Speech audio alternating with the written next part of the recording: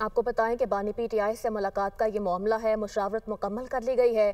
Doctor Halima Khan, Naureen Khan Niazi, Qasim Khan और सलमान अकरम राजा दीगर से मुशावरत भी की गई है। इस सिलसिले में तो बानी पीटीआई से मुलाकात का ये मामला है। मुशावरत मुकम्मल कर ली गई है। डॉक्टर उज़मा बानी पीटीआई से मुलाकात के लिए जेल रवाना हो गई हैं, जबकि हलीमा खान, नौरीन न्याजी, कासिम खान, सलमान अकरम राजा और दीगर से इस सिलसिले में मुशावरत भी की गई है। बानी पीटीआई से मुलाकात का ये मामला है। मुशावरत जो है इस मामले पर वो मुकम्मल कर ली गई है और डॉक्टर उज़मा खान जो है बानी पीटीआई से मुलाकात के लिए जेल रवाना हो गई हैं। मज़ीद क्या तफसीलात हैं इस खबर से मुताल्लिक जान लेते हैं। अहमद भट्टी ने हमें ज्वाइन किया। बताइएगा अहमद।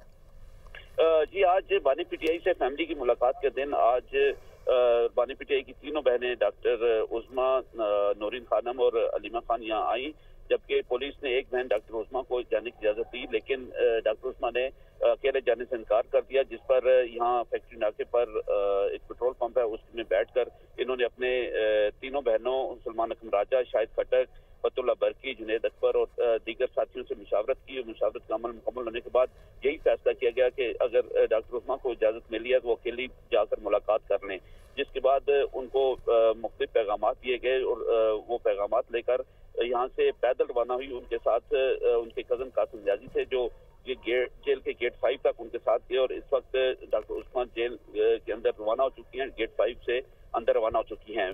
डॉक्टर उस्मान ने जाते हुए गुफ्तगू करते हुए कहा कि कुछ पैगामात हैं जो मैं बानी पीटीआई के लिए लेकर जा रही हूँ और उनसे मुलाकात के बाद फिर वापस आकर मैं यहाँ मीडिया टॉक करूंगी। जी ठीक है, वापस आकर मीडिया टॉक की जाएगी। बहुत शुक्रिया अहमद, आपने हमें अपडेट किया।